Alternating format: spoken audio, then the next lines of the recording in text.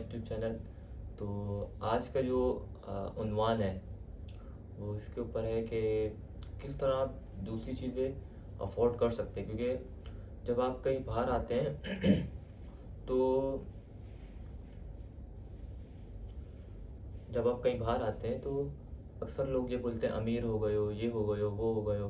तो आप ये उनको बताओ कि भाई आप किस तरह एक चीज़ अफोर्ड कर सकते हो। जिससे मेरे पास ये मोबाइल है, जब मैं आया था तो भाई ये मोबाइल था मोटो Z4, और अब जिससे वीडियो बन रही है वो है iPhone 11। तो किस तरह मैंने उसको अफोर्ड किया, मैंने उसको इस तरीके से अफोर्ड किया कि सपोज़ कि मैं अपने पास अगर 500 दिरहम रखता हूँ महीने के खर्च के लिए, तो मैंने उसको एनालाइज करके कि भाई मेरा पर मंथ कितना खर्चा हो रहा है। अब सपोज़ मेरा खर्चा हो रहा था 300 साढ़े 300 दिरहम, तो वो मैंने 150 दिरहम अपने पास जमा करना शुरू कर दिए। उस तरह जाके मैंने ये मोबाइल ले लिया। तो ये लोग को बताना चाहिए कि भाई आप किस तरीके से कोई चीज़ अफोर्ड कर सकते हो और कितनी मुशक्क़त है इसके बारे में, इसके पीछे। वो मुशक्क़त ऐसी है कि बंदा 12 घंटे काम करता है, ठीक है, ना ही उसको अपना पता होता है ना ही घर वालों का पता होता है। पूरे पूरे 12 घंटे उसको काम करना पड़ता है। काम करने के बाद उसके बाद बेचारे के बाद जब सैलरी आती है तो पीछे फैमिली को भी सपोर्ट करना होता है। सपोर्ट करके वो फिर अपने खर्चे पर आता है, तो सबसे पहले उसका खर्चा होता है कि भाई उसको बेड स्पेस के पैसे देने हैं। मेरे पास तो है अल्हम्दुलिल्लाह, कंपनी ने सब दिया हुआ है। लेकिन जिनके पास नहीं है मैं उनकी बात कर रहा हूँ कि सबसे पहले उनको बेड स्पेस का खर्चा देना पड़ता है, ठीक है। और कुछ कंपनीज तो खाना देती हैं, कुछ कंपनीज खाने के पैसे देती हैं, लेकिन कुछ कंपनीज नहीं देती, क्योंकि उनको नहीं देती जिनके पास सैलरीज अच्छी होती हैं। मतलब कंपनी अगर सपोज के बंदे को 3,000 3,500 दरम 5,000 दरम सैलरी दे रही है, तो ना ही वो बेड स्पेस का आपको पैसे देती है, ना ही आपको खाने की देती है, ना ही आपको ट्रांसपोर्टेशन की देती है। तो वो सब बंदे को खुद को करना होता है। अब आप लोग बोलेंगे 5,000 दरम बहुत ज़्यादा होते हैं, लेकिन उसको पीछे फैमिली को भी तो सपोर्ट करना है ना। 5,000 वो अपने पास तो नहीं रखेगा। 5,000 दरम में से सपोज के वो 3,000 2-2,500 अपने घर पे देता है, तो पीछे उसको बेड स्पेस का भी पैसे चाहिए, खाने के भी चाहिए, ट्रांसपोर्टेशन के भी चाहिए, और उसको अपनी ज़रूरियात ज़िंदगी के लिए भी कुछ सामान चाहिए। लेट सपोज के खाना तो कर रहा है, लेकिन कहीं छुट्टी हुई तो कहीं घूमने चला गया, तो वहाँ भी 50-100 दरम तो आप बंदे के लगने ही लगने। कि आप जितना भी कोशिश कर लो वो उसको हाथ नहीं रोक सकते, अपना खर्च करना ही पड़ता है। तो ये बहुत ज़रूरी है। अब जिसे मैं भी अपने iPhone 11 से वीडियो बना रहा हूँ, मैंने कभी भी iPhone नहीं लिया।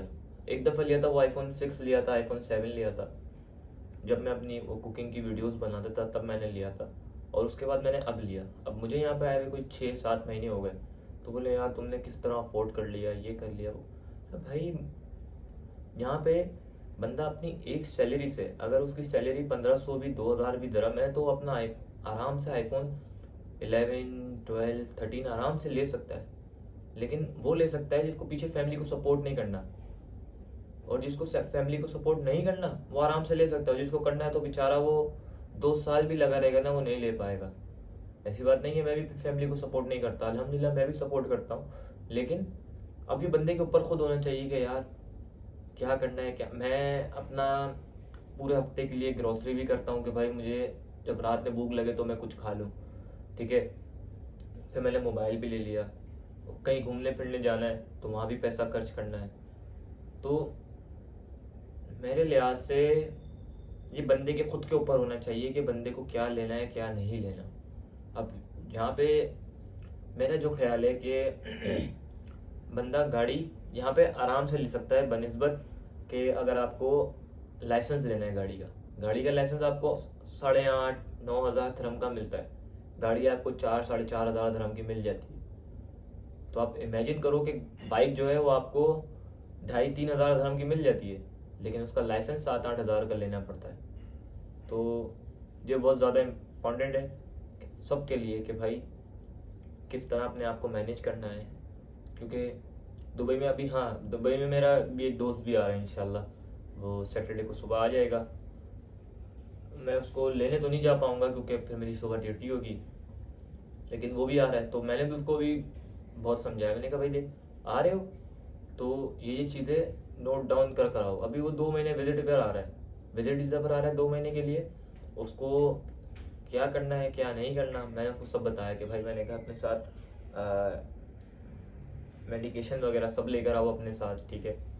अपने साथ सॉक्स लेकर आओ, खाने पीने की कुछ चीज़ें लेकर आओ, अपने कपड़े वगैरह हर चीज़ अच्छे से लेकर आओ, क्योंकि अभी विंटर भी आने वाला है तो यहाँ पे जैकेट की ज़रूरत नहीं पड़ती, ऐसा मुझे लोगों ने बोला, क्योंकि मेरा तो यहाँ पे पहला विंटर होगा। तो मैंने कहा भाई अपने विंटर के कपड़े भी लेकर आओ, हर चीज़ A to Z पाकिस्तान से लेकर आओ। अपने साबुन, शैम्पू, सर्फ और जो भी जितना भी सामान है सब पाकिस्तान से लेकर आओ, क्योंकि वहाँ कुछ सस्ता मिलता है, यहाँ महंगा पड़ जाता है। यहाँ कहने को तो अगर सर्फ 5 दिरहम का है तो 5 दिरहम है कहने को, लेकिन अगर आप उसको कन्वर्ट करते हैं पाकिस्तानी रुपीज़ में तो वो कोई 400 और 360 ऐसे कुछ बन जाता है। तो पहले तो आपको ये अपना माइंड सेट करना है कि आप अब दुबई में आ गए हो और दुबई के पैसों में खर्च करना है। ये मत सोचना कि यार मैं पाकिस्तानी रुपीज़ में कन्वर्ट करूँगा, इंडियन रुपीज़ में कन्वर्ट करूँगा या बांग्लादेश टका में करूँगा। बिल्कुल ऐसा नहीं करना। आ गए हो यहाँ पे तो यहाँ के पैसों के हिसाब से आपको चलना पड़ेगा। अब वो मैं आपको अपने साथ सब लेकर आना। अब इंशाल्लाह वो सैटरडे को जो आ जाएगा तो फिर जाऊँगा उससे मिलने, क्योंकि मैंने भी अपने घर से सामान मंगाया भी खाने पीने के लिए। अब जब कोई आ ही रहा है तो मैंने कहा भाई उससे मौज उठा लेते हैं। अब आ ही रहा है तो सामान भी मंगवा लिया है कुछ ना कुछ खाने पीने के लिए। जो मैं हफ्ते की ग्रॉसरी कर रहा था, अब वो नहीं करनी पड़ेगी 1-2 हफ्ता, तो वो ज़्यादा आसानी हो जाएगी। तो बस आज की वीडियो यहीं तक। वीडियो अच्छी लगे तो लाइक करें, शेयर करें, कमेंट करें। नेक्स्ट वीडियो तक के लिए अल्लाह हाफिज़, फ़ी अमानिल्लाह, अपना ख्याल रखिएगा।